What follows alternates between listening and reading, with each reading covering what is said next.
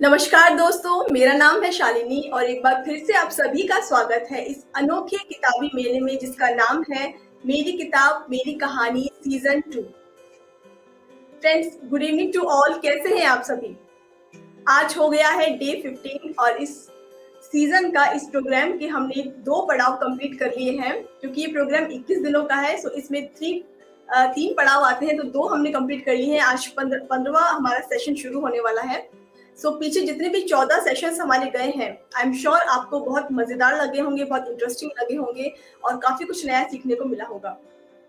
Friends, शुरू करते हैं आज का सेशन। आज हम बात करने वाले हैं मिलियनियर के बारे में, मिलियनियर्स के बारे में। मिलियनियर्स कैसे होते हैं, कौन होते हैं, क्या हम भी मिलियनियर बन सकते हैं, वो क्या एक्शंस लेते हैं, सब कुछ ऑल ओवर चीजें। फ्रेंड्स, ऐसा जनरली ऑब्जर्व किया जाता है कि पैसे को लेकर के हमारा प्रीसेट बिलीफ रहता है और खास करके जो मिडिल इनकम ग्रुप है उसका ही रहता है। वो ये सोचते हैं कि earning money is not their cup of tea, लेकिन ऐसा नहीं है। उन्हें ऐसा लगता है कि जो मिलियनियर्स हैं वो कुछ अलग होते हैं, कुछ डिफरेंट होते हैं। बट फ्रेंड्स, ये अलग नहीं होते, बल्कि ये हर काम को अलग तरीके से करते हैं। तो वो क्या काम है, वो क्या एक्शंस है, वो क्या तरीके हैं जिनको अपना करके मिलियनियर बन जाते हैं। तो क्या आप वो तरीके जानना चाहते हैं? क्या आप वो स्टेप्स, वो रूल्स जानना चाहते हैं? क्या आप अपने इस बिलीफ को तोड़ना चाहते हैं? क्या आप भी मिलियनियर बनना चाहते हैं? अगर आपका जवाब हाँ है, सो फ्रेंड्स, आप बिल्कुल सही समय पर, सही जगह पर और बिल्कुल सही चैनल पे हैं। जी हाँ दोस्तों, आज हम बात करेंगे मिलियनियर्स के बारे में। अपने अंदर के मिलियनियर को आप कैसे जगा सकते हैं, कैसे आप भी मिलियनियर बन सकते हैं और इससे रिलेटेड सारी बातें। जिन लोगों ने हमें ज्वाइन किया है फ्रेंड्स, एक बार आप मुझे एम की टाइप करके बता दीजिए, am I audible, am I visible, ताकि हम ये सेशन शुरू कर सकें। जी, तो जैसा मैंने आपको बताया फ्रेंड्स कि आज हमने इस प्रोग्राम के 2 पड़ाव कंप्लीट कर लिए हैं। ऐसा लगता है कि पिछले जो 7 सेशंस हमारे गए हैं, क्योंकि उससे पहले हमने एक छोटा सा प्रश्नोत्तरी का सेगमेंट रखा था। तो अगर आप इंटरेस्टेड है, दोबारा से उसी पड़ाव पर हम आ गए हैं, तो एक छोटी सी प्रश्नोत्तरी मैं आपके साथ खेलना चाहूंगी। अगर आप इंटरेस्टेड है सो प्लीज आप चैट बॉक्स में मी अग्री लिख करके टाइप करके मुझे बता सकते हैं कि आप इंटरेस्टेड है खेलने में। तब हम लोग तो एक प्रश्नोत्तरी का गेम खेल सकते हैं। पीछे जितने भी हमारे 14 सेशंस गए हैं, उसमें से 7 सेशंस का तो हमने एग्जामिनेशन कर लिया था, बट 7 सेशन और जो बचे हैं उसमें से मैं कुछ क्वेश्चंस आपसे पूछूंगी। अगर आप उसका सही जवाब देंगे तो आप उस क्वेश्चन के विनर होंगे। तो ये चीज ये बताएगी कि आप लोगों ने कितनी अवेयरनेस के साथ और कितना एक्टिव होकर के इस प्रोग्राम को देखा है, और कोई ना कोई एक नई चीज आप सीखेंगे और पीछे के जो जितने सेशंस हमारे गए हैं उसका एक रिकॉल हो जाएगा। तो अगर आप चाहते हैं कि हम एक छोटी सी प्रश्नोत्तरी आपके साथ खेलें, तो आप चैट बॉक्स में मी अग्री लिख करके हमारे साथ शेयर कर सकते हैं, ताकि हम वो गेम शुरू कर सकें। जी,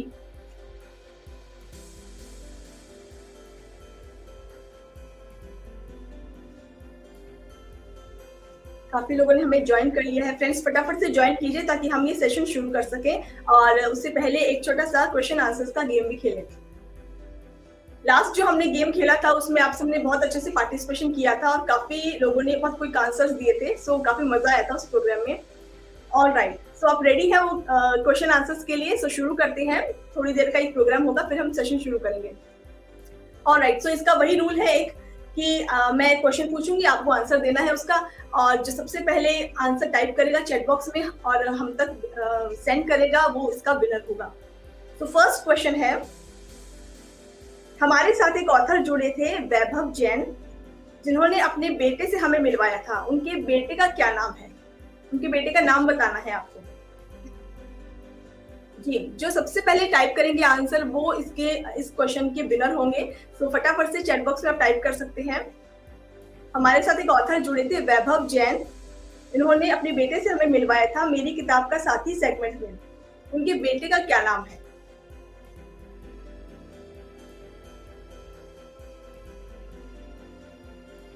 नहीं संदीप जी, वंश नाम नहीं है।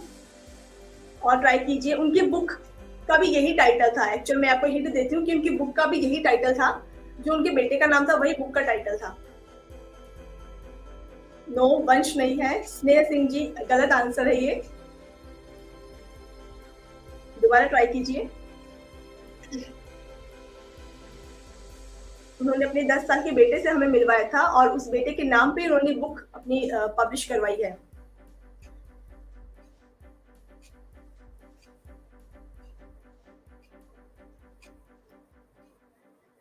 जी, जी फ्रेंड्स, सोचिए, फटाफट सोचिए। वंश नाम नहीं है।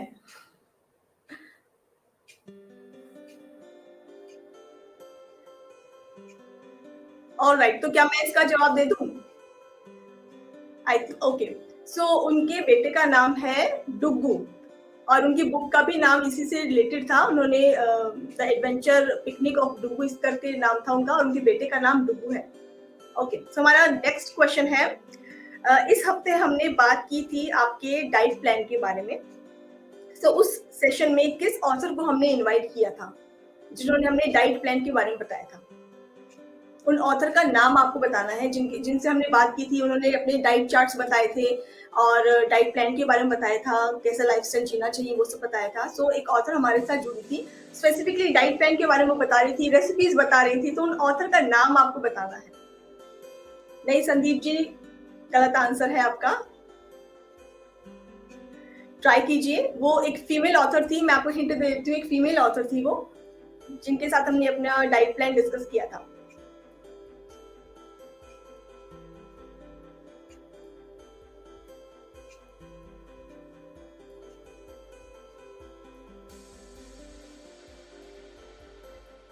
मैं आपको उसका आंसर बता देती हूँ।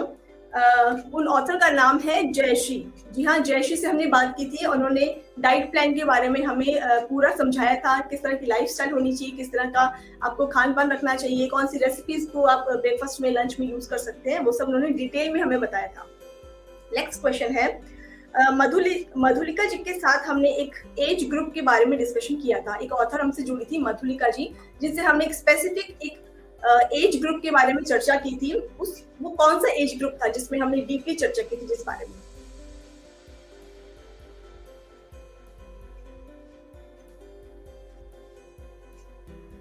जी, हमारे साथ एक ऑथर जुड़ी थी मधुलिका जी। उन्होंने एक एज ग्रुप के बारे में हमसे बातचीत की थी, जिसमें काफी मिस्टेक्स होती है, हलचल होती है हमारी लाइफ में, हमारी लाइफ का एक वो फेज होता है। वो कौन सा एज ग्रुप था?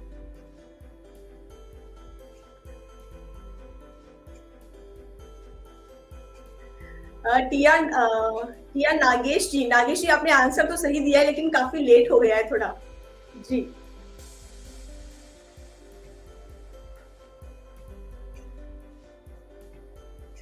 ऑलराइट। सो विजय कुमार जी ने सही आंसर दिया है टीन एज के बारे में। ऑलराइट, सो आप इस क्वेश्चन के विनर हैं। Thank you so much for joining us, और जितने भी ऑडियंस ने हमें ज्वाइन किया है उसके लिए फ्रेंड्स बहुत बहुत शुक्रिया। एक और क्वेश्चन है, एक ऑथर हमारे साथ जुड़े थे नितिन सारस्वत जी।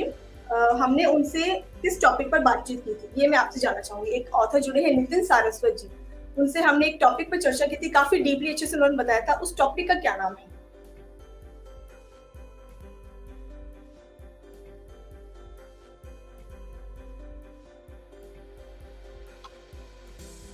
लास्ट क्वेश्चन है, फटाफट से आंसर दीजिए फ्रेंड्स। नितिन सारस्वत जी से हमने एक टॉपिक पर चर्चा की थी, उस टॉपिक का क्या नाम है?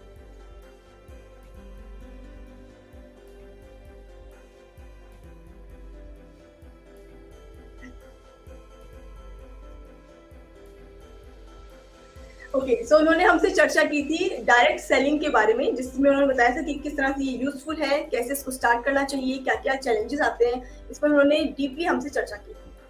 सो फ्रेंड्स, ये था हमारा एक छोटा सा प्रश्नोत्तरी जो हमने आपके साथ खेला, और यहीं पर ये फिनिश होता है। तो अब शुरू करते हैं आज का सेशन।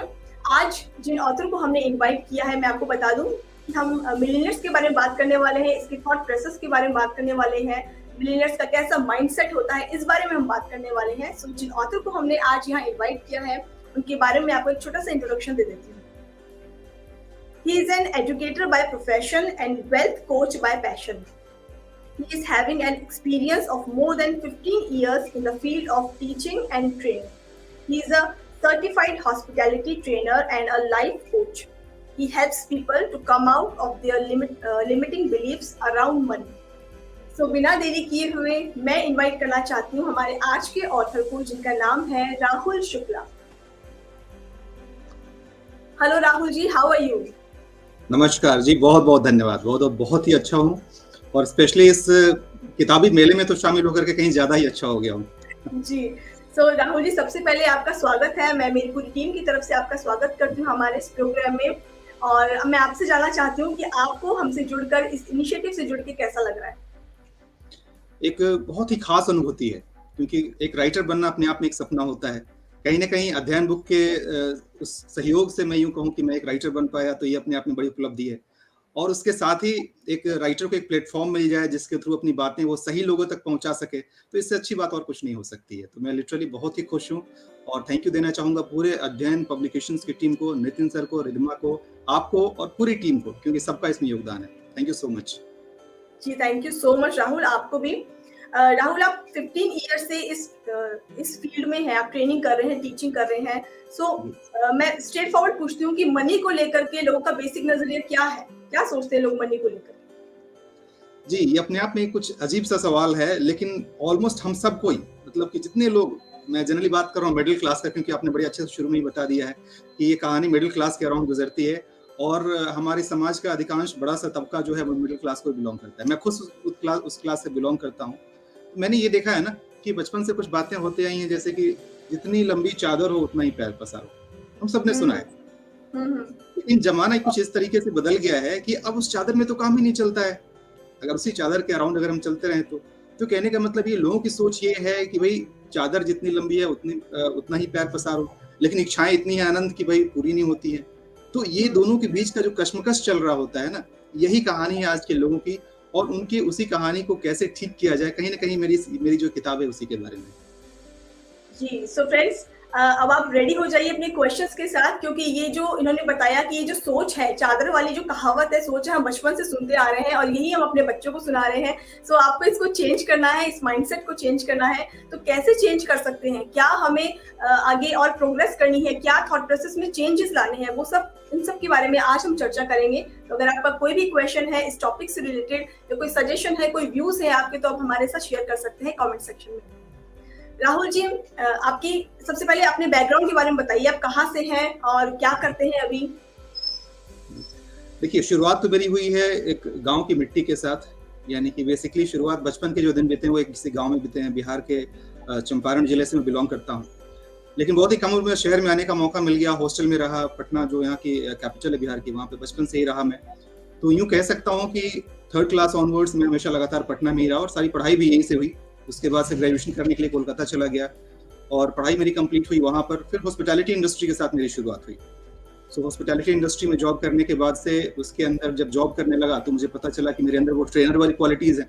डिपार्टमेंटल ट्रेनर का मौका मिला, फिर मुझे पता चला कि मैं ये भी अच्छा कर सकता हूँ और वहाँ से ये टीचिंग का कीड़ा काटा।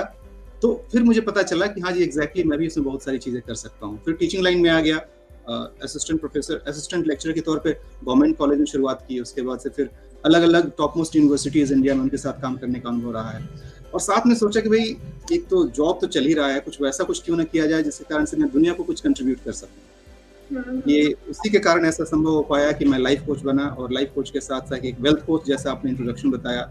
और एक और एडिशन है, मैं आपके प्लेटफॉर्म के माध्यम से बताना चाहूंगा कि मैं एक सर्टिफाइड मोबाइल न्यूरोलॉजिस्ट भी हूँ, यानी कि न्यूरोलॉजी अपने आप में एक विधा है। जी हाँ, तो मैंने उसको ही ऐड किया है। तो कहीं ना कहीं इस सारे बुके के साथ ये फायदा मुझे मिलता है कि लोगों को समझना, उनके प्रॉब्लम को समझना और एग्जैक्टली उस प्रॉब्लम का सॉल्यूशन देना, इसमें कहीं मुझे बहुत ज्यादा मजा आता है और वही आप मेरा फिलहाल का प्रोफेशन आप कह सकते हैं। जी, तो आप राहुल, आपकी हॉबीज क्या क्या हम जानना चाहेंगे? आप फ्री टाइम में क्या करना पसंद करते हैं? Photography is my full time hobby.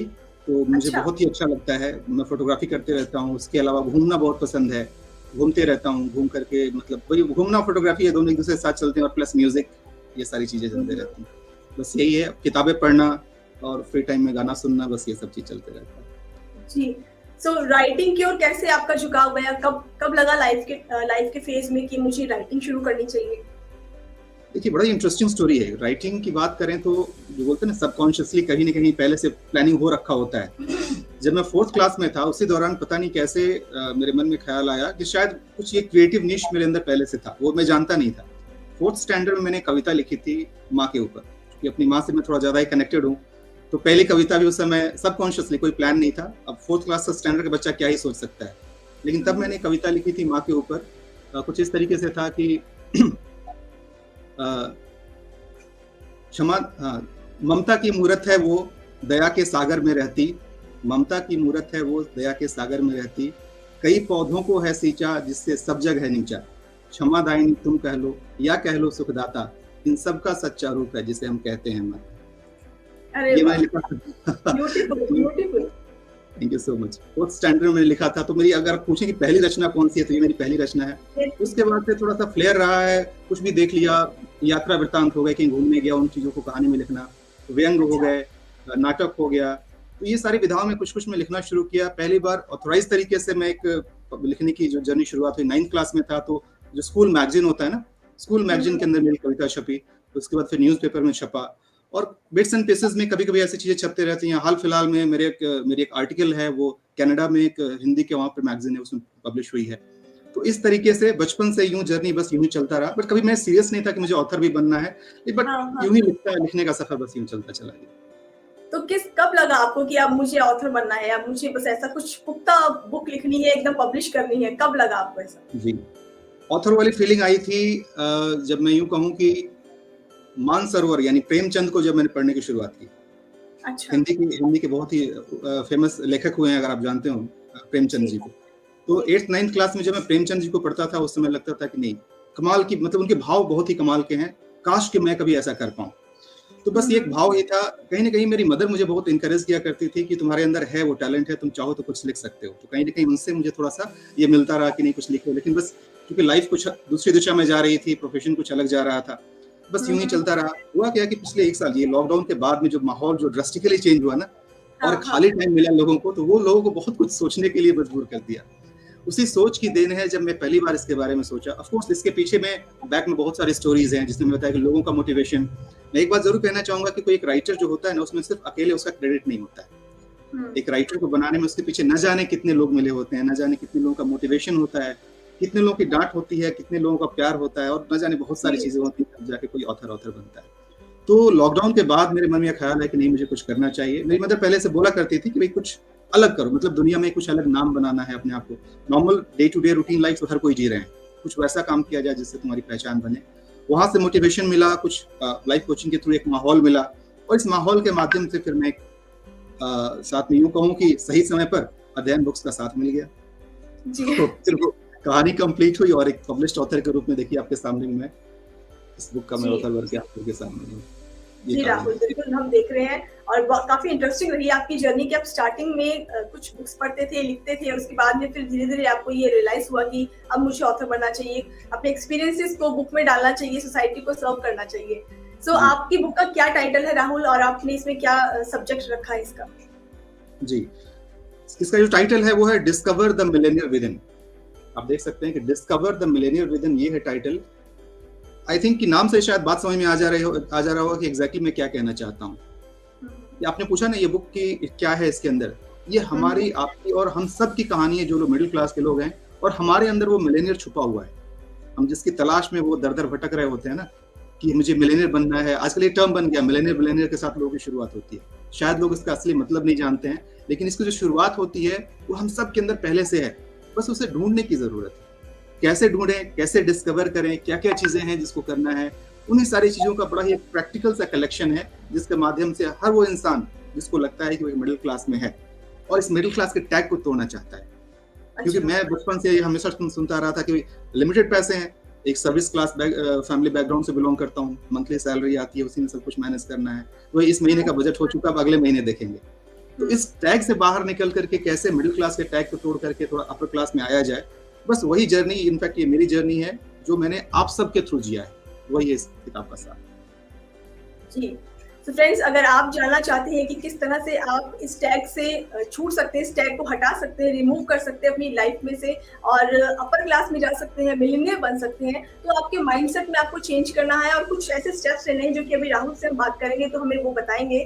तो कोई भी क्वेश्चन है, क्वेरी है, अपने सजेशंस है, आप कमेंट सेक्शन में लगातार हमेशा हमारे साथ बने रहिए और शेयर करते रहिए। राहुल, जैसा कि आप बता रहे हैं कि आपने राइटिंग शुरू की और बुक जर्नी आपकी कंप्लीट हुई इस तरह से, किसने इंस्पायर किया आपको सबसे ज्यादा? आपने वैसे इसका आंसर दे दिया है, बट दोबारा मैं आपसे पूछना चाहूंगी, कौन मोटिवेशन का साथी रहा आपका, किसने इंस्पायर किया? जी। जी, मैं बिल्कुल बताना चाहूँगा कि देखिए किसी एक को क्रेडिट देना फिर ये ज़्यादती हो जाएगी बाकी उन लोगों के साथ जिनका इसमें योगदान रहा है। लेकिन ये जी। संभव नहीं है कि हर किसी को इंक्लूड किया जा सके। लेकिन मैं इससे पहले कि उस एक खास इंसान का नाम लूँ, मैं उन सबको थैंक यू बोलना चाहूँगा, डायरेक्टली, जी, इनडायरेक्टली जिन्होंने भी मुझे मोटिवेट किया हो। तो मैं अगर किसी दूसरे का नाम ले लूँगा तो फिर तीसरा बोलेगा भी मेरा नाम क्यों नहीं लिया? तो इसलिए फिलहाल किसी और का नाम नहीं, आप सबको मेरी तरफ से बहुत-बहुत धन्यवाद। लेकिन हाँ, अगर एक शख्स का नाम लेने की अगर बारी आती है, तो वो होंगी मेरी माँ, जिनके कारण से मैं आज आप लोगों के बीच में एक ऑथर बन के बैठा हूँ। क्योंकि पहली जो चिंगारी जो जगाने की बात है ना, एक सोए हुए मतलब जामवंत को याद दिलाना, मतलब जामवंत ने जैसे हनुमान को याद दिलाया था कि तुम उड़ सकते हाँ, हो, हाँ, वैसे मेरी हाँ। मदर ने मुझे याद दिलाया कि नहीं तुम लिख सकते हो। तो पहली चिंगारी वहाँ से उड़ी है, तो मैं फिलहाल इसका क्रेडिट अपनी माँ को देना चाहूँगा। जी, राहुल जी। सो फ्रेंड्स, अब समय आ गया है कि हम राहुल जी की किताब के साथी से मिलें और उनसे भी जानें कि वो क्या व्यूज़ रखती हैं, क्या माइंडसेट रखती हैं इस बुक को लेकर के और राहुल जी की जर्नी को लेकर के। सो मैं इनवाइट करना चाहती हूँ राहुल जी की मदर को, Mrs ji. Right, right. Hello ma'am, how are you? कैसे हैं आप? अच्छे हैं मैम, आप अपना बताइए। जी, मैं बिल्कुल बढ़िया हूँ और हम राहुल जी से बात कर रहे हैं, आज उनका लाइव इंटरव्यू है। सो अपनी बुक जर्नी, राइटिंग जर्नी के बारे में वो बता रहे हैं। तो कह रहे हैं कि मेरी मदर ने मुझे हमेशा मोटिवेट रखा है, हमेशा मुझे सिखाया है, राह दिखाई है। आपका क्या कहना है इस बारे में? मेरा भी यही कहना है मैम, ये लोग तभी छोटे-छोटे थे, पढ़ाई-लिखाई, अपना करियर के में फँसे हुए थे। लेकिन मेरा हरदम था कि इतना सब कोई करता है, लीक से हट के भी कुछ किया करो आप लोग। जी, इधर से हट के भी ये तो सब कोई करता है, जॉब करना है, कमाना है, बाल-बच्चे को देखना है, लेकिन इससे हट के भी कुछ करना चाहिए। तो मैं हमेशा इन लोगों को बोलती थी, इनको बोलती थी, ये तुम्हारे अंदर है, आप चाहोगे तो कर सकते हो। लेकिन इनको अपना में बिजी थे, ध्यान नहीं देते थे मेरे ऊपर। अच्छा। अभी इनको पता नहीं फिर इनका मूड चेंज हुआ और इस लाइन में ही घुस गए, तो मेरे को बहुत अपार खुशी हो रही है कि चलो भाई कम से कम इतना तो माँ का ख्याल किए। जी, बाकी और सब इन लोगों का ठीक है। मेरे 2 लड़की है, 1 लड़का है, एक बेटी कनाडा में है, एक बेटी मस्कट में है। ये अभी मेरे को साथ दे रहे हैं। इससे अच्छा, बड़े जी, बिल्कुल। बहुत मेरा ख्याल रखते हैं, फादर का भी बहुत ख्याल रखते हैं। तो इसलिए इनके लिए बहुत-बहुत धन्यवाद। जी, जी। मैम एक चीज़ और मैं पूछना चाहूँगी आपसे कि राहुल जी की ऐसी कौन-सी क्वालिटी है जो हमें नहीं पता अभी तक? आप बताइए, आप तो मदर हैं उनकी, आप बता सकती हैं अच्छे से। कौन-सी मैं क्वालिटी हम तक अभी तक पहुँची नहीं है? मैं तो बताऊँगी तो लगेगा कि नहीं मदर है तो हर मदर को अपना बच्चा अच्छा लगता है। जी, हर मदर को अपने बच्चे अच्छे लगते हैं। बिल्कुल लेकिन कोई कमी नहीं दिखती। हाँ, लेकिन इनमें क्वालिटी सबसे बढ़िया क्वालिटी है, हर बड़े का आदर करते हैं, हर छोटे का आदर करते हैं। बड़े को कैसे सम्मान करना चाहिए, छोटे को क्या प्यार देना चाहिए और अपने दादा-दादी, माता-पिता हर आदमी का ही दिल से सेवा करते हैं। जी, आज्ञाकारी बेटा है। जी, जी। अच्छा। हाँ, जी मैम, कोई ना मैम कोई बोलेंगे तो माने हर मदर को लगता है, लेकिन कोई ना कोई ऐसा बात नहीं है, कुछ ना कुछ तो रहती है, लेकिन वैसा इनमें नहीं, इनमें नहीं। जी। तो मैम वही अब आपसे बात करके बहुत अच्छा लगा। Thank you so much for coming here. Thank you ma'am. Thank you, धन्यवाद। अब मेरे तरफ से इनको भी धन्यवाद। आगे बढ़े, फले-फूले, आप लोग को भी बहुत-बहुत आशीर्वाद। आप लोग भी जहाँ रहे तो तरक्की करते रहें, साथ निभाते रहें। जी ma'am, thank you so much. मैं एक बात कहना चाहूँगा यहाँ पे कि बचपन की जो मेरी शुरुआत हुई, जैसे मैंने बताया कि गाँव के साथ शुरुआत हुई, तो कहीं न कहीं ये लिखने की बात को उसको उससे पहले की सीडिंग की बात करूँ तो बचपन में जो कहानियाँ मैंने सुनी है इनसे, जो छोटे बच्चों को जो कहानियाँ सुनाई जाती हैं, प्लस मेरी दादी जो कहानी सुनाती थी ना, वो गाँव में छत के ऊपर रात के समय में वो चाँदनी रात और आसमान में तारे और इसके नीचे लेटे-लेटे वो कहानी, वहाँ से शुरुआत हुई। और उसी दौरान मेरे फादर बाहर रहते थे, तो जब भी घर आते थे ना, तो लोग घर में गिफ्ट के तौर पे मिठाई लाते हैं, कुछ-कुछ चीज़ें लाते हैं। मेरे फादर उन सब के साथ-साथ में किताब लेके ज़रूर हाँ, आते थे। बुक लेके इनके लिए। अरे वाह! तो चंपक हो गया, नंदन हो गया, नन्हे सम्राट हो गया, उस समय के जो मैगज़ीन जो हिंदी के जो कॉमिक्स बुक्स आते थे, वो सब कुछ लेके आते थे। तो कहीं न कहीं वो क्रिएटिव जो सृजनात्मकता जो है, वो उस समय से आई। तो इनका इनपुट रहा है और पापा का वो बुक के थ्रू जो है ना कि मतलब गिफ्ट के तौर पे हमेशा हर बार उनका बैग खुलेगा तो उसमें एक नई बुक की ज़रूरत थी। पंचतंत्र वो कलरफुल बड़ा-सा बुक वो लाके गिफ्ट किए थे, काफ़ी महँगी जी, बुक थी उस जी, समय। तो फादर का जी, इसमें बहुत बड़ा रोल रहा है मुझे मतलब इस लाइन में मेरे को थोड़ा पुश करने के लिए। करने तो इन दोनों का बेसिकली मैं इन दोनों को धन्यवाद करना चाहूँगा। Thank you. धन्यवाद। जी। तो राहुल आप सही कह रहे हैं कि मदर फादर दोनों ही, क्योंकि हम बच्चे जो होते हैं वो माता पिता की चिन्हों पर चलते हैं और जैसा वो सिखाते हैं या जैसा एनवायरनमेंट हमें देते हैं हमारा माइंडसेट भी वैसा ही बनता जाता है।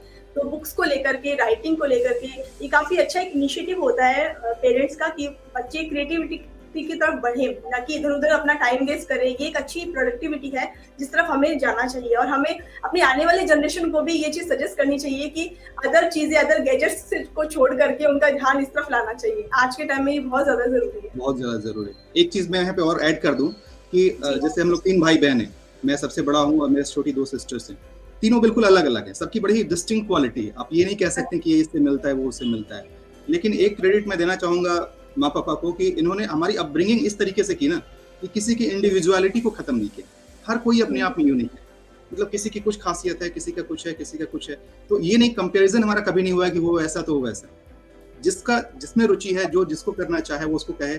और मैं थोड़ा सा हमेशा नई नई चीजों को एक्सप्लोर करते रहता हूँ। हमेशा इन लोगों का साथ रहा है कि जो करना चाहो दिल से करो, अच्छे करो, दैट्स ऑल। उससे ज्यादा कभी कुछ कमेंट इनका नहीं रहा है बस। तो ये बहुत बड़ी बात है एक पेरेंट्स की तरफ से, जिसने कि कभी कुछ थोपा नहीं किया। बिल्कुल राहुल जी, सही कह रहे हैं आप। राहुल, एक चीज और मैं पूछना चाहूंगी कि वेल्थ क्रिएशन के लिए हमारा माइंडसेट कैसा होना चाहिए। सबसे पहले हम स्टार्ट करते हैं कि हम पहुंचना चाहते हैं कि मिलियनेयर माइंडसेट आए हमारा। उसके लिए सबसे पहले किस तरह का माइंड होना चाहिए, क्या सोचना चाहिए, कैसे शुरुआत करनी चाहिए? बिल्कुल सही कहा आपने कि देखिए किसी भी चीज को जो शुरुआत होती है, पहली शुरुआत तो सोच के साथ ही होती है। अगर आप देखें इस बुक के अंदर मैंने एक जगह जिक्र किया है, राइट ब्रदर्स का मैंने एग्जांपल दिया है कि राइट ब्रदर्स ने, शायद यहाँ बुक में नजर नहीं आया ठीक से, राइट ब्रदर्स ने जब पहली बार सोचा था कि हवाई जहाज बोल के कोई ऐसी चीज होगी जो जमीन से ऊपर चिड़िया की तरह उड़ सकती है, जब इन्होंने बात सोची थी तो पूरी दुनिया को पागल बोली थी, क्या पागल बात करते हो, ऐसा कभी संभव है क्या? लेकिन पहली बात क्या आई, सोच। वो सोची कि ऐसा संभव है, तब जाकर के काफी फेलियर के बाद वो हवाई जहाज बना पाए। उसी तरीके से एक मिलेनियर बनने के लिए या कुछ भी बनने के लिए, मैं आप चूंकि मिलेनियर की बात कह रहा हूँ इसलिए मैं इसका एग्जांपल दे रहा हूँ, कुछ भी बनने के लिए एक अच्छी और सही सोच की जरूरत होती है। तो सबसे पहले तो अगर आपके पास सोच है, उसके बाद का स्टेप अपने आप धीरे धीरे शुरू होता है। केवल सोच से ही काम नहीं चलेगा, लेकिन हाँ, that is the first seeding step. आप उसके साथ शुरुआत करें, फिर चीजें अपने आप धीरे धीरे आगे बढ़ती चली जाती हैं। तो सही सोच, सही दिशा की तरफ बढ़ना बहुत जरूरी है जी। सो इस तरह से हम पहले अपना माइंड फिक्स कर लें कि किस तरह से हमें सोचना है। फिर उसके बाद अगला स्टेप क्या होना चाहिए राहुल, कि एक बार माइंड में हमने सोच लिया है मिलियनियर की तरफ हम जाना चाहते हैं, या उसके बाद नेक्स्ट स्टेप? मैं तो यूं कहूंगा कि बस इसको अगर सिंप्लीफाइड तरीके से बताया जाए, हालांकि जो लोग पूरा डिटेल जानना चाहते हैं उनसे यही कहूंगा कि ये बुक पढ़िए, आपको सारा कुछ मिल जाएगा। लेकिन 2 स्टेप में ये कहना चाहूंगा, सबसे पहला कि सोच, दूसरी बात उस सोच के बाद से उसको एग्जीक्यूट करने का सही तरीका क्या है। आपको आजकल इन्फॉर्मेशन की भरमार है, चारों तरफ बहुत सारे इन्फॉर्मेशन हैं, उसमें से आपके लिए सही इन्फॉर्मेशन क्या है, और उस सोच को मुकम्मल करने के लिए स्टेप बाय स्टेप एक एक करके उसको फॉलो करना। मतलब यूं कहें कि उस पर एक्शन लेना। कितनी बार हम बस सोचते रह जाते हैं और कहीं ना कहीं वो डे ड्रीमिंग में चेंज हो जाता है। तो डे ड्रीमिंग से बाहर निकलते हुए छोटे छोटे स्टेप बना करके एक छोटा छोटा स्टेप अचीव करना, बस यही इसका मूल मंत्र है। जी, आपने अपने बुक में एक चैप्टर लिखा है, क्लियर द रोड ब्लॉक्स। ये एक चैप्टर है आपके बुक में, इसके बारे में थोड़ा बताइए डिटेल में। जी जरूर बताऊंगा। देखिए जैसे कि होता है ना, जब हम रोड पर गाड़ी चला रहे होते हैं तो बीच बीच में वो बम्प्स आते हैं। बम्प्स के कारण से क्या होता है, स्पीड ब्रेक होता है, स्लो डाउन होता है। कभी कभी अगर अचानक से आ जाए तो फिर एक्सीडेंट भी हो सकता है, या फिर कभी कभी गाड़ी डिसबैलेंस भी हो सकता है। एग्जैक्टली हमें वही करना है कि अपने इस फाइनेंशियल जर्नी के रास्ते में जो भी हमारे रोड ब्लॉक्स आते हैं, उन सारे रोड ब्लॉक्स को हटाना है। मैं शुरुआत फिर वही से करूंगा। सबसे पहला रोड ब्लॉक होता है माइंडसेट का। अरे ये मैं नहीं कर पाऊंगा, अरे इसको करने वाले तो कुछ अलग ही लोग होते हैं, अजी हम तो नौकरी पेशा वाले लोग हैं, हम कहाँ कर पाएंगे। These are certain thoughts what people come through, specially middle class की मैं बात करता हूँ। अच्छा, मिडिल क्लास जो भी लोग हैं जो इस इंटरव्यू को देख रहे हैं या फिर बाद में देखेंगे, मैं उनसे कहना चाहूंगा कि ऑफेंड मत होइएगा, क्योंकि मैं खुद एक मिडिल क्लास से बिलोंग करता हूँ। तो मैं उस पेन को समझ सकता हूँ कि एग्जैक्टली कहीं ना कहीं एक माइंडसेट शुरू में ही कहीं लिमिटिंग कर दिया जाता है, भाई इतना है, आपको इतने में रहना है। सबसे पहले तो आप इन सारे रोड ब्लॉक्स को साइड करना है, यानी एक एक करके सबसे पहले कि क्या संभव है। जी हाँ, जो मैं सोच सकता हूँ वो संभव है, फिनिश।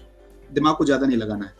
उसके बाद से अगला क्या, अगला ये कि भाई लिमिटेड, बिकॉज अब समझ सकता हूँ कि जो सैलरीड पर्सन है उसके खर्चे हैं, उसके अपने लिमिटेड इनकम है, लेकिन उसके बावजूद उसमें रहते हुए कितनी सेविंग करें, कहाँ इन्वेस्ट करें, कितना इन्वेस्ट करें, हमारा पोर्टफोलियो क्या हो, इन सब का स्टेप बाय स्टेप तरीका तैयार करना। और एक के ऊपर आपने काम किया, मतलब आपने एक रोड ब्लॉक को साइड किया, फिर दूसरे पर काम किया, और इस तरीके से बेसिकली आप एक ग्रीन कॉरिडोर, ग्रीन चैनल तैयार कर रहे हैं, एक एक करके साइड करते गए, और उस मिडिल क्लास में रहते हुए जॉब या अपने छोटे से व्यवसाय को करते हुए आप आराम से फाइनेंशियल फ्रीडम को पा सकते हैं, कहीं बहुत दूर तक जा सकते हैं। ये है हमारे इस रोड ब्लॉक की कहानी। जी, आपने बहुत ही सिंपल तरीके से इतना इजीली रोड को रोड को किस तरह से आप बनाएं, अपने लिए क्लीन करें, उसके सारे हर्डल्स को आप जैसे जैसे पार करेंगे वैसे वैसे आपके लिए जो रास्ता है वो साफ होता जाएगा और आप इजीली अपने पैशन को, अपने एम्बिशन को पा सकते हैं। राहुल, एक ऑडियंस में हमारे साथ एक फ्रेंड जुड़े हैं जो आपसे एक क्वेश्चन करना चाहते हैं।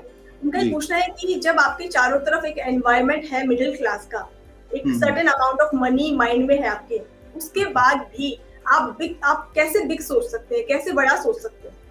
बहुत बढ़िया सवाल है। अगर आप उनका नाम बोले तो मैं नाम लेकर उनको एक बार धन्यवाद कहना चाहूंगा। अमीशा जी, बहुत बहुत धन्यवाद इस सवाल पूछने के लिए। आपने अब खुद के माध्यम से समझ लीजिए कि 99% लोगों का सवाल पूछ लिया है। अधिकांश लोगों के मन में यही सवाल है कि साहब बड़ी बड़ी बातें करना तो बहुत आसान है, लेकिन रियलिटी में क्या होता है? चारों तरफ हम वही देख रहे हैं कि कैसे हो सकता है। देखिए, यही जवाब है इस किताब के अंदर कि जब आपकी सोच जब बड़ी होनी शुरू होती है ना, शुरुआत में तो आपको आउट ऑफ द बॉक्स सोचना ही पड़ेगा। उसको बोलते हैं ना कि एक जो कुएं का मेढक जो होता है, जो उसके अंदर जो बाकी मेढक होते हैं वो आपको ऊपर निकलने नहीं देंगे। तो सबसे पहले जब आप शुरुआत करेंगे तो आपको रेजिस्टेंस मिलेगा ही मिलेगा। आपको यहाँ से पहले सोचना है कि जी नहीं, मैं ये कर सकता हूँ या कर सकती हूँ। बाकी जो रेजिस्टेंस हैं उनको आप साइड कीजिए। आपने पूछा कि भाई कैसे हम सोच रहे हैं जब चारों तरफ वही माहौल है। किसने कहा कि आपको उसी माहौल में रहना है? आज के टाइम में आप 24/7 तो उनके साथ नहीं रह रहे हैं। आज के टाइम में हम एक घर में भी तो कहीं ना कहीं कमरे में कैद हैं, हमारे लैपटॉप, कंप्यूटर, मोबाइल उसके सामने है। यहाँ पर जो हमसे बड़ी सोच वाले लोग हैं उनके साथ तो आप रूबरू हो सकते हैं। Exactly. आज अगर मैं एक राइटर बन पाया हूँ, क्यों कहीं ना कहीं मुझे वो कम्युनिटी मिली। अध्ययन बुक्स का जो 21 डेज का जो चैलेंज होता है वो क्या होता है? वो लोगों को कहीं ना कहीं पुश करता है। एक राइटर जो कि बस सोच ही रहा होता है, कहीं ना कहीं हमारे नितिन सोनी सर बोलते हैं कि 10 साल 15 साल कब से सोच रहे हो और कितना सोचेंगे। तो वो सोच तो पहले से थी उनके पास, क्यों नहीं कर पा रहे थे? वो माहौल नहीं मिल रहा था। कहीं ना कहीं सही लोगों का एक साथ मिलता है। जैसे कि हम लोग जो भी 21 डेज के अंदर जितने सारे ऑथर थे, आई नो कि सबने कंप्लीट नहीं किया, लेकिन कहीं ना कहीं कुछ लोगों को तो आपने इतना मोटिवेट कर ही दिया। मुझे याद है रिधिमा मैम को मैं एक बार थैंक यू बोलना चाहूंगा। उनका जो डंडा होता है ना, वो रात को 11 बजे तक वो सबमिट हो जाना चाहिए। तो आपके नाम के आगे वो रेड लग जाएगा। अब अपने नाम के आगे रेड लगना किसी को पसंद नहीं है। तो ये जो डंडा पड़ता है आपके ऊपर, तो कहीं ना कहीं वो आपको पुश करता है। तो अगर आपको इस मिडिल क्लास के टैग से अगर बाहर निकलना है तो एक डंडा अपने ऊपर रखना पड़ेगा। दिस कैन बी इनविजिबल डंडा। ये कुछ भी हो सकता है। मैं बताऊं मेरे लिए, मतलब मैं कैसे मोटिवेट हुआ और मिलेनियर के रास्ते पे मैं कैसे चला। मुझे दुनिया घूमने का शौक है। अब एक मिडिल क्लास का इंसान जिसकी फिक्स सैलरी है, दुनिया घूमना इज नॉट इजी टास्क। अब तक मैं करीब 5 कंट्रीज घूम चुका हूँ, ऑल ओवर इंडिया घूम चुका हूँ, उस लिमिटेड पैसे में। तो मैं कैसे करता था कि सबसे सस्ती फ्लाइट कब मिल रही है, कौन सा डील चल रहा है, वहां से मैं मैनेज करूँ, और सब कुछ करते करते मैं इसको मैनेज कर लिया। लेकिन फिर लगा कि नहीं, फिर उसमें मजा नहीं है। मजा तो तब है जब लेविशली खर्च कर सकें। तो लेविशली खर्च कहाँ से करेंगे? जब उतनी इनकम होगी। तो अब देखिए कैसे स्टेप बाय स्टेप कैसे कड़ी बनते जा रही है। मैं भी तो मिडिल क्लास से ही था। कहीं ना कहीं मैंने अपने आप को बताया कि नहीं, मैं इससे बाहर निकल सकता हूँ, और उस दिशा में देखना शुरू किया। उन लोगों के बीच में जो भी है इस तरीके के, उनसे मैंने बातें करने शुरू की, और उसका नतीजा है कि आज मैं उस रास्ते में काफी आगे तक निकल आया हूँ। तो मैं भी आयुष जी आपसे यही कहना चाहूंगा कि चाहे जो भी चैलेंजेस हैं उसको साइड कीजिए। आप अपने आप को बोलिए कि आप ये कर सकती हैं, और अच्छे पॉजिटिव लोगों के बीच में रहने की शुरुआत कीजिए, वैसा सोचने की शुरुआत कीजिए, अच्छी किताबें पढ़िए, अच्छे वीडियोस देखिएगा, धीरे धीरे चीजें अपने आप स्ट्रीमलाइन होती चली। जी राहुल, आपने एक बात बोली कि आज के टाइम में हम अपने एक घर में हैं, और घर में भी एक रूम में है, रूम के भी कोने में अकेले बैठे हुए हैं, लेकिन पूरी दुनिया से हम कनेक्टेड हैं। पूरी दुनिया में तो आपका जो पैशन है या जैसा आप चाहते हैं अपनी लाइफ में होना, इस तरह के लोगों से आप मिल सकते हैं अपने घर बैठे हुए। आप इंटरनेट के थ्रू मिल सकते हैं, अपने सिस्टम में आप आराम से वीडियोस देख सकते हैं, लोगों से बात कर सकते हैं। तो आपका चारों तरफ का जो एनवायरनमेंट है आप खुद चेंज कर सकते हैं। तो ये इंटरव्यू अपने आप में उसका बेस्ट एग्जांपल है। आप कहाँ बैठे, मैं कहाँ बैठा हूँ, और हम लोग लाइक माइंडेड लोगों के बीच, और जो ऑडियंस है मैं उनको भी थैंक यू बोलना चाहूंगा। शायद ये संभव नहीं होता कि इस ऑडियंस के साथ मैं, आप और हम सब मिल पाते। तो कहीं ना कहीं एक तो लाइक माइंडेड हम सबको ही हैं, एक प्लेटफॉर्म मिल गया है, और इंटरनेट और ये टेक्नोलॉजी। आज के समय में कमी किसी चीज की नहीं है, हर कुछ आपके पास। इसके लिए जी बिल्कुल, एक बस एक आइडिया चाहिए आपको और उसको फॉलो करने का एक पैशन चाहिए, एक जुनून चाहिए। अगर आप में वो है तो आप कुछ भी कर लेंगे, कुछ भी इम्पॉसिबल नहीं। जी सो राहुल, मनी को लेकर के बहुत सारे मिथ्स होते हैं हमारे माइंड में, जैसे आपने शुरू में भी बताया था एक अगर ये क्लियर नहीं होंगे, अगर इसमें क्लैरिटी नहीं मिलेगी तो हम उस माइंडसेट ना बना पाएंगे, ना सोच पाएंगे। तो किस तरह के मिथ्स होते हैं मनी को लेकर के और कैसे इनसे निकला जाए? बहुत ही बढ़िया सवाल पूछा है आपने। मैं एक काम करता हूँ, मेरे बुक में मैंने इन चीजों को बहुत सिलसिलेवार तरीके से लिखा है। कुछ एक आध पॉइंट मैं वहीं से पढ़ के बता देता हूँ कि एग्जैक्टली क्या मैंने लिखा है। हाँ। इसमें से एक है कि rich people are sinners and they have become rich through wrong means. ऐसा जनरली देखा गया है कि जब हम किसी को, स्पेशली मिडिल क्लास में जब आप होते हैं और अपने आसपास किसी अमीर को देखते हैं ना, तो पता ही क्यों पहले से एक नीड जरूर कुछ गलत काम करता होगा, कहीं तो लूट के लाया होगा, अरे पता नहीं कुछ 2 नंबर का करता होगा। मतलब उनको ये लगता है कि जैसे कि एक नॉर्मल इंसान कभी अमीर हो ही नहीं सकता है, क्योंकि वो तो 2 वक्त की रोटी के पीछे में बस पड़ा हुआ है, उसी में अभाव के बीच में जी रहा है। ये हमारा लिमिटिंग बिलीफ है। आज देख लीजिए, अभी आज ही के मैं न्यूज में पढ़ रहा था, ओयो रूम्स के जो रितेश गोयल, उनकी शादी अभी हुई है। He is self made billionaire, not Millionaire, billionaire. 29 साल, अभी 29 साल में अभी उनकी शादी हुई है। पिछले 10 साल से उनका ये सब कुछ चल रहा है। यानी कि वो लड़का 19-20 साल का होगा तब से वो इस जर्नी पे चल रहा है, और बड़ा ही basic middle class background, lower middle class background से निकल के आए। तो अगर वो कर सकते हैं, हम क्यों नहीं? तो सबसे पहले तो ये जो हमारी सोच है ना, आप कहते हैं, देखिए ये हकीकत है, हर कोई पैसा चाहता है, लेकिन इसका उल्टा जब सामने बात आती है, नहीं जी पैसा उतना जरूरी नहीं है, अरे पैसा उतना ही रखो जितना से काम चल जाए। या फिर कुछ लोग ऐसे बोलते हैं कि पैसा मतलब कुछ गलत। एक तरफ तो आपको पैसा चाहिए और दूसरी तरफ आप उसकी बुराई कर रहे हैं। अब आप बताइए, सबकॉन्शियसली आप क्या कह रहे हैं, यूनिवर्स क्या सुन रहा है? क्योंकि मैं लॉ ऑफ अट्रैक्शन भी जानता हूँ। लॉ ऑफ अट्रैक्शन में एक बात कही गई है कि आप सबकॉन्शियसली या कॉन्शियसली जिस चीज को याद कर रहे होते हैं, डायरेक्टली इनडायरेक्टली वो आप तक पहुंचता है। तो आप इनडायरेक्टली पैसे को तो आप गलत मैसेज दे रहे हैं कि तुम गलत हो, तुम मेरे पास मत आओ, और उसको पाने की कोशिश कर रहे हैं। कहाँ से आएगा? तो ये हमारा सबसे बड़ा हर्डल है जो यहाँ पर हमारे पास आता है। दूसरा इसी से रिलेटेड है कि money is the root cause of all evils. मतलब कि पैसे ही सारी समस्याओं का जड़ है, ऐसा बिल्कुल नहीं। पैसा समस्या का जड़ नहीं होता है। उस पैसे को इस्तेमाल करने वाला किस तरीके से पैसे का इस्तेमाल कर रहा है, वो मेन प्रॉब्लम होता है। रतन टाटा हम सबको जानते हैं, कृष्णमूर्ति साहब, मुझे लगता है बिलियनियर के ऊपर कभी कुछ होता होगा ट्रिलियनियर, तो वो उस कैटेगरी के ये लोग हैं। बिल गेट्स, ये सब लोग आपको पता है अपनी संपत्ति का 85 to 90% डोनेट कर चुके हैं। वहां भी तो पैसा है ना, अब बहुत सारा पैसा है, लेकिन उसका इस्तेमाल कैसे हो रहा है उस पर निर्भर करता है। तो ये सारे लिमिटिंग माइंडसेट्स हैं जिसके साथ लोग चलते हैं, और भी बहुत सारे हैं। Money is not important in life, it's selfish to want a lot of money, और my family has never been rich, how can I. ये भी होता है, काफी कॉमन है ये चीज। एग्जैक्टली, कि मेरे फैमिली में बाप दादा तो कभी हुआ नहीं, मैं कैसे हो जाऊं। कभी कभी खुद वो बाप ही अपने बच्चे को बोलता है, तेरा बाप तेरा दादा तो कभी हो नहीं पाया, तू क्या खाक करेगा? हाँ। लेकिन यही तो सोच है, यही नेगेटिव सोच है। इसी सोच से अगर हम बाहर निकल आए तो यकीन मानिए, मैं जानता हूँ आसान तो नहीं है, मैं कभी नहीं कहूंगा कि बहुत ही आसान है, सोच लिया हो गया, ऐसा मैं बिल्कुल नहीं कह रहा हूँ। लेकिन एक सोच के साथ ही, जो पहले बोलते हैं व्हाट एन आइडिया सर जी, तो शुरुआत तो उस आइडिया के साथ ही होती है। उस आइडिया के साथ आगे बढ़ने की शुरुआत कीजिए। गिरेंगे, पढ़ेंगे, थोड़ा सा लुढ़केंगे, लेकिन मंजिल मिलेगी जरूर। ये खासियत है। राहुल, आपने अभी बात की थी लॉ ऑफ अट्रैक्शन की, तो मैं ये पूछना चाहूंगी आपसे, एक बार इसको आप एक्सप्लेन कीजिए कि लॉ ऑफ अट्रैक्शन और मनी, इसका क्या कनेक्शन है? चोली दामन का मतलब समझिए कि दोनों एक दूसरे के साथ बने हुए हैं। और यही कारण है कि आप में से कुछ लोग, शायद कुछ लोगों का सवाल था और कुछ लोग पूछ भी रहे थे कि कैसे हम बन सकते हैं। कहीं ना कहीं, जैसे मैंने भी एग्जांपल दिया कि पैसे तो चाहिए आपको, और वही आप सोच रहे हैं, हर कोई पैसे कमाने के लिए इतना मेहनत कर रहा है, सब कुछ कर रहा है, लेकिन जो नेगेटिव कोट्स जो अपने अंदर भर रखा है हमने ना, कि मैं ये नहीं कर सकता, वो नहीं कर सकता, पैसे गलत तरीके से हैं। तो अब इसी कारण से जो लोग बोलते हैं कि मैंने तो इतनी मेहनत की, पैसा आता ही नहीं है, क्योंकि ये बात वही हो गई कि दीवार के ऊपर धक्के मारना, या फिर ये हाथ दोनों ऐसे अपोजिट में, ताकत तो दोनों लगा रहे हैं, लेकिन इस ताकत का फायदा क्या है जब आप एक दूसरे के अगेंस्ट में काम कर रहे हैं। लॉ ऑफ अट्रैक्शन में जहां पर आप एक अमीर इंसान को गलत कह रहे हैं, इसका मतलब क्या है? नेचर क्या समझ रहा है कि आपको पैसे नहीं चाहिए। लॉ ऑफ अट्रैक्शन मतलब कि जो आपकी जो सोच है वो क्या कह रही है कि नहीं, पैसे गलत होता है तो क्यों आएगा पैसा आपके पास। यानी कि आपने तो पैसे को पुश किया, मता मता मता, भगवान के पास, अल्लाह ईश्वर के पास जाके मांग रहे हैं, और इधर कह रहे हैं कि भैया तुम बुरे हो। This is the connection between law of attraction and money. यानी कि अगर आपकी सही सोच है, सच्ची सोच है, ईमानदारी के साथ, यकीन मानिए पैसा तो इतना आएगा ना कि आप संभाल नहीं पाएंगे, अगर सही तरीके से सही दिशा में अगर आप सोचें। लॉ ऑफ अट्रैक्शन से जितना चाहे उतना कमाया जा सकता है, संभव है।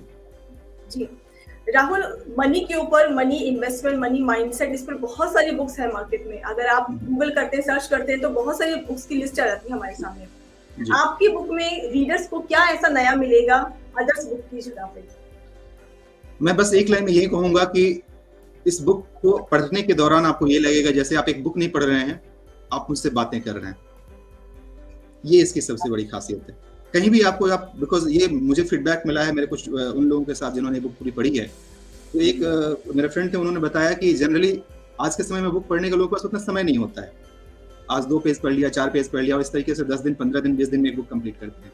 उन्होंने कहा कि मैंने आपकी बुक 2.5 घंटे में कंप्लीट की इन ए सिंगल गो। हाँ, उनका ये कहना था कि मैंने जब पढ़ने की शुरुआत की तो मैं इस बुक को बीच में रोक ही नहीं पाया।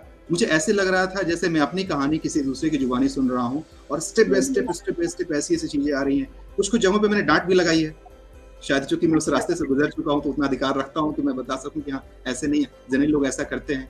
तो यही जो हमारी जर्नी रही है ना कि कैसे कैसे हम अपने आप को इसमें सुधारें, कैसे कैसे ठीक करें, और इस तरीके से हम आराम से आगे बढ़ते हुए इन सारी चीजों पर हम आराम से विजय प्राप्त कर सकते हैं। जी राहुल, ऑडियंस में हमें बहुत सारे लोगों ने ज्वाइन किया है और कमेंट्स भी लगातार कर रहे हैं, तो एक बार मैं उनको थैंक यू बोलना चाहूंगी। जी जरूर। Lata ji, Amisha, Jaspal, Pooja, Bharti, Vikas, thank you so much friends join करने के लिए, कमेंट करने के लिए। Sandeep ji, Haroon ji, okay, Vimal Kumar, thank you so much friends हमसे जुड़ने के लिए। इसी तरह से कमेंट्स करते रहिए। क्वेश्चन है तो फटाफट से क्वेश्चन कीजिए, राहुल जी जरूर आपके क्वेश्चन का आंसर देंगे।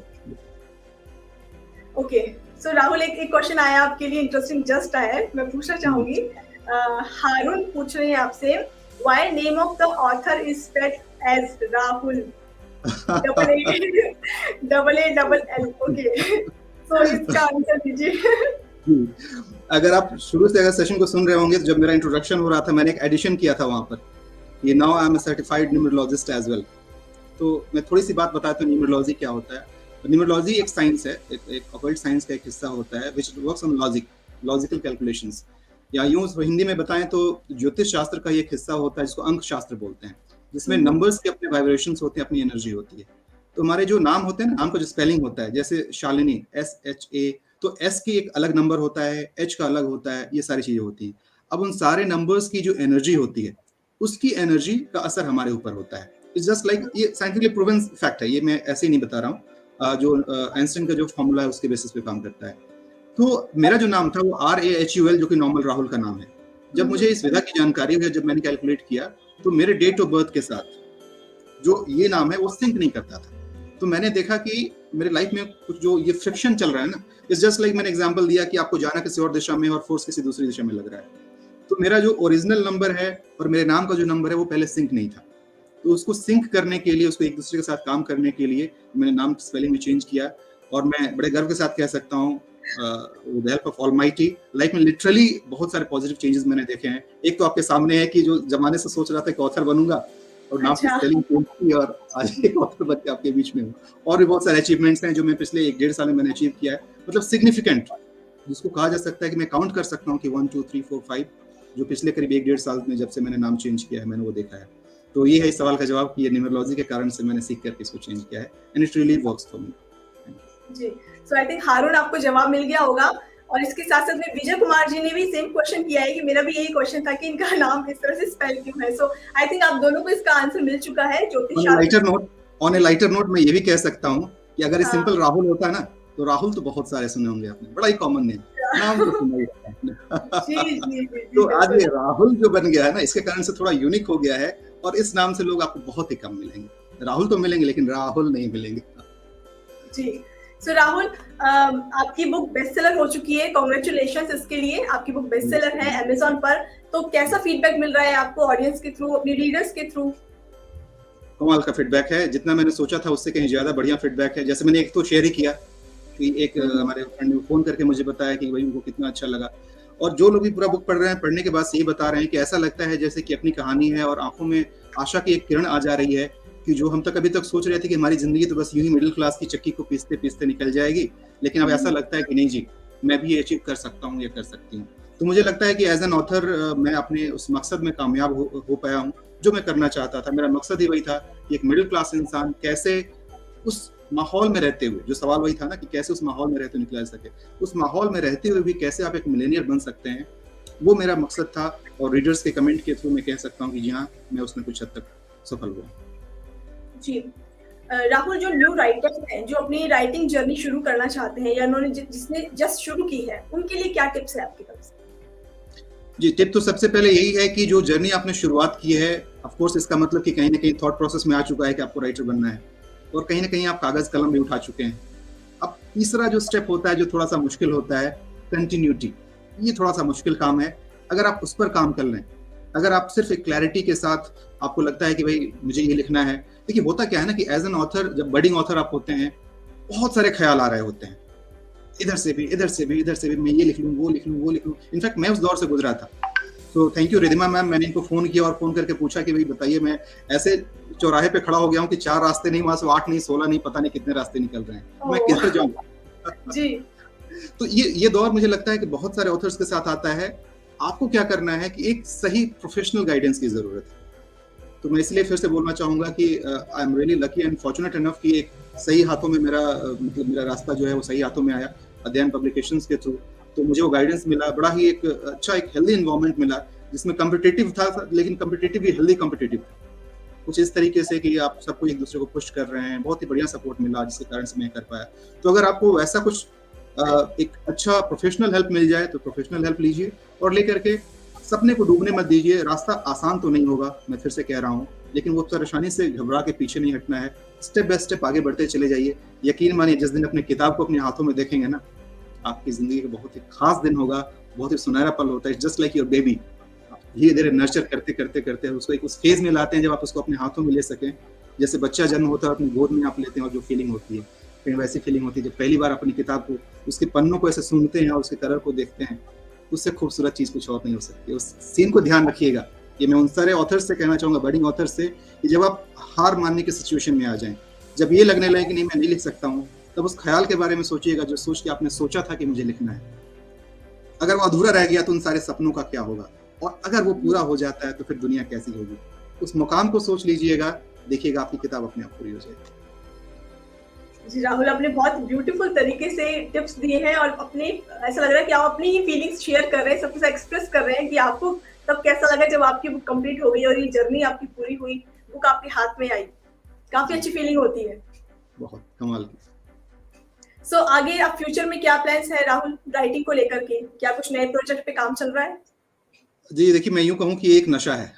बुक राइटिंग एक नशा है कि एक बार जब आपने शुरुआत कर ली ना, हाँ जी, तो शुरुआत करने के बाद से फिर आप रुकने का नाम नहीं लेते हैं। फिर कहीं ना कहीं बैकग्राउंड में वो चीजें चल रही होती हैं।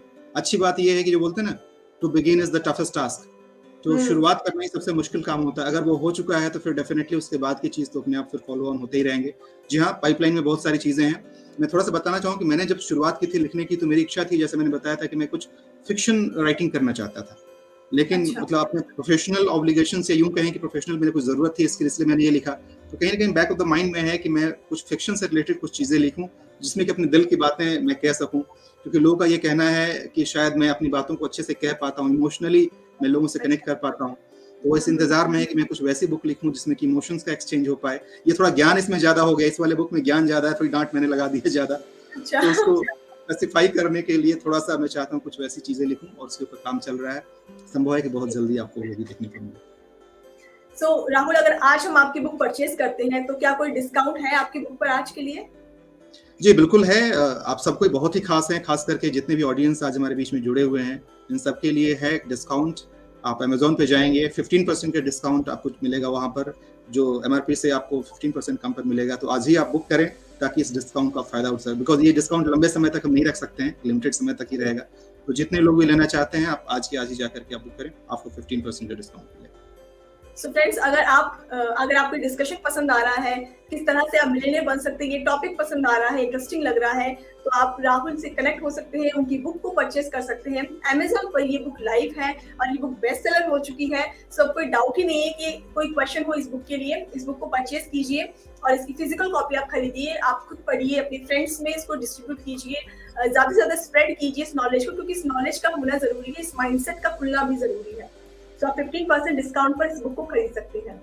इसकी जो परचेजिंग लिंक है वो हमने चैट बॉक्स में आपके साथ शेयर किए हैं। सो राहुल, एनी कॉन्टेक्ट डिटेल्स अगर हम आपसे कॉन्टेक्ट करना चाहें तो? जी, मेरा ईमेल आईडी है, स्क्रीन पे फ्लैश हो रहा है, वो है coachrahulshukla@gmail.com। अच्छा, ये उन लोगों के लिए है कि ये आईडी तब का बना हुआ है ना जब मेरा नाम RAHUL हुआ करता था। अच्छा। तो इसमें आप कोच राहुल जो है नॉर्मल RAHUL ही देखेंगे। ये बाद में मेरा नाम चेंज होकर के RAAHULL हुआ है। तो ये coachrahulshukla@gmail.com ईमेल आईडी है। और इंस्टा का जो हैंडल है मेरा है वो @coach_r_shukla। यूट्यूब पे भी है कोच आर शुक्ला और फेसबुक पे है कोच आर शुक्ला। ये कोच आर शुक्ला के नाम से मैं सोशल मीडिया पे मिल जाऊंगा और ईमेल के थ्रू आप मुझसे कनेक्ट कर सकते हैं। I love to answer your questions, please do drop me your questions. आपके जो भी सवाल हैं आप इंस्टा पे आकर के आप मुझे वहाँ पे पिंग कर सकते हैं, डीएम कर सकते हैं। मैं कोशिश करूंगा कि मैं आपके सवालों का जवाब दे पाऊँ। जी, तो फ्रेंड्स आपके पास अब कॉन्टेक्ट डिटेल्स भी आ चुकी है। अगर आप कनेक्ट होना चाहते हैं राहुल जी के साथ, सो डिटेल्स को यूज कीजिए, शेयर कीजिए और इनके साथ कनेक्ट कीजिए। Rahul, any last message for our audience, कुछ कहना चाहेंगे आप? जी बिल्कुल कहना चाहूंगा, क्योंकि मैं समझ सकता हूँ कि यहाँ की हमारी ऑडियंस है वो कहीं ना कहीं इस बुक राइटिंग जर्नी से रिलेटेड ही लोग होंगे, जो कि या तो अपनी किताब लिख चुके हैं या लिखने की सोच में है या फिर प्रोसेस में है। यही कहना चाहूंगा कि ये आपका बच्चा है, बस वैसा ही ख्याल कीजिए जैसे आप अपने बच्चे का ख्याल करते हैं। इस सपने को कभी भी डूबने मत दीजिएगा, कभी भी ये सोच तो आने ही मत दीजिएगा कि क्या मैं लिख पाऊंगा। आपने शुरुआत कर रखी है, चाहे सोच में ही सही, शुरुआत तो आपने कर रखी है, बस कागज पर उतारने की देर है। और आज के टाइम में कागज भी नहीं, लैपटॉप तो है ना, वॉइस चैट टाइपिंग है ना। नितिन सर हमारे बोलते हैं कि जब भी ख्याल आए बस तुरंत से अपना निकालो माइक और तुरंत से उसको रिकॉर्ड कर लो ताकि बाद में भूल ना जाओ। तो आज टेक्नोलॉजी है, उसका इस्तेमाल कीजिए। ख्याल एक बार आ गया कि राइटर बनना है तो खुद को चैलेंज कर दीजिए कि मैं तो अब राइटर बन के ही रहूंगा या रहूंगा। अगर वो ख्याल नहीं होता तो शायद मैं भी आज आपके बीच में एक ऑथर के रूप में नहीं आया होता, क्योंकि जैसे मैंने बताया कि ये लिखने का तो शुरू से था, लेकिन ऑथर क्यों नहीं बन पाया? 25-30 साल गुजर गए जब से ये सब कुछ हो रहा है, क्यों नहीं बन पाया? शायद वो माहौल नहीं था, शायद वो चीजें नहीं थी। जब मुझे लगा कि नहीं, मैंने अपने आप को चैलेंज किया कि मुझे कुछ अलग करना है और वही अलग का नतीजा है कि मैं ये कर पाया। तो आपको बस अपने आप को थोड़ा सा पुश करना है, बस चाहे जितनी परेशानी आ जाए अपने आप को ये कहना है कि I'll never quit। बस ये जिस दिन जज्बा आ गया आप एक पब्लिश्ड ऑथर बन के ही निकलेंगे, मेरा दावा है आपसे। जी राहुल, आई एम श्योर आपके मैसेज को ऑडियंस ने बहुत ही पॉजिटिवली लिया है और इस पर जरूर चलने की कोशिश करेंगे। आपसे बात करके बहुत अच्छा लग रहा है Rahul. Thanks for coming here और दोबारा से इस तरह का एक सेशन हम जरूर अरेंज करेंगे, क्योंकि ये टॉपिक बहुत ही डीप है, बहुत ज्यादा बड़ा है, जिस पर हम जितनी चर्चा करें उतना ही कम है। So thanks for coming here, thank you so much. Thanks a lot. पूरा ध्यान दोस्तों मैं अपनी तरफ से थैंक यू बोलना चाहूंगा इस सेटअप के लिए जो आप ऑर्गेनाइज कर रहे हैं और जहाँ पर ये संभव हो पाया है। देखिए बोलते हैं ना कि कभी कभी खराब दौर में भी कुछ चीजें अच्छी हो जाती हैं। नो डाउट कि ये 2020 का जो समय रहा है, जो कोरोना का जो दौरान रहा है, सबके लिए बहुत ही तकलीफदायक रहा है, लेकिन फिर भी उसमें से कुछ अच्छी बात अगर हम ले सकते हैं तो वो है एक ऑनलाइन कम्युनिटी का डेवलप होना। आज उसी के कारण से हम सब लोग इस तरीके से मिल रहे हैं, और शायद बस वही अगर हम डेली रूटीन में अपना जॉब कर रहे होते तो फिर उतना टाइम ही नहीं मिलता कि हम कई किताब लिखें।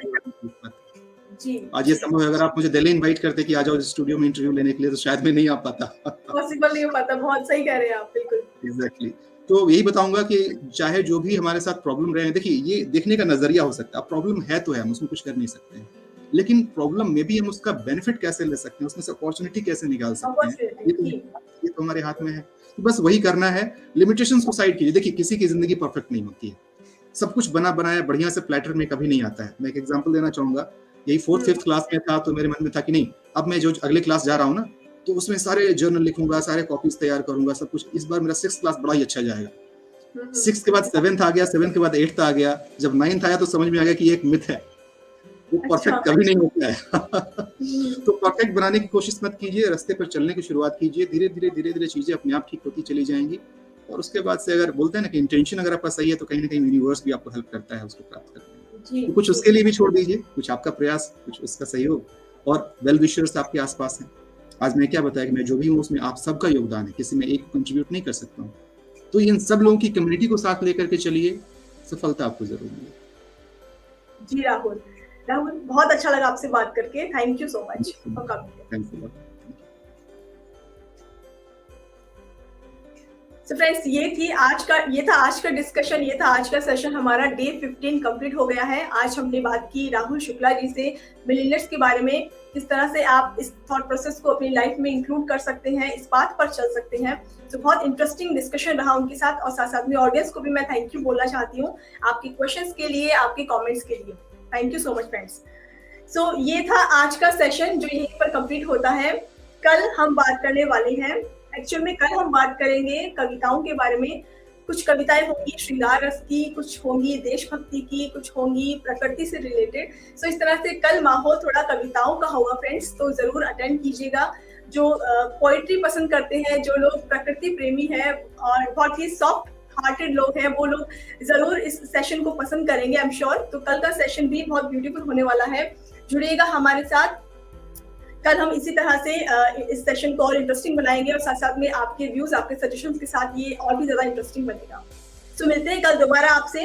इसके साथ में दोबारा से आपके साथ हमारी कॉन्टेक्ट डिटेल्स शेयर करना चाहूंगी। मेरी किताब मेरी कहानी सीजन 3 की अगर आप जुड़ना चाहते हैं हमसे और नेक्स्ट सीजन में हमारे साथ एज अ गेस्ट पार्टिसिपेट करना चाहते हैं, तो ये कुछ कॉन्टेक्ट डिटेल्स आपके सामने है, ये 2 नंबर्स है, आप इनको नोट कर लीजिए। और अगर आप इसमें कनेक्ट होते हैं तो हम जो फर्दर डिटेल्स है आपको हमारी टीम प्रोवाइड करवाएगी। आप हमसे जुड़ सकते हैं और एज अ गेस्ट हमारे साथ जुड़ करके अपनी कहानी हमारे साथ शेयर कर सकते हैं।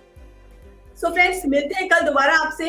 अगर आपको आज की वीडियो पसंद आई है, आज का सेशन पसंद आया है, डिस्कशन पसंद आया है, तो प्लीज इस वीडियो को लाइक करना मत भूलिएगा। साथ में super power author YouTube channel को सब्सक्राइब कर लीजिए। इस वीडियो को ज्यादा से ज्यादा शेयर कीजिए ताकि इसकी नॉलेज और भी जगह पर स्प्रेड हो सके। ओके फ्रेंड्स, तो मिलते हैं कल आपसे। Till then take care, keep reading and keep shining. Thank you so much.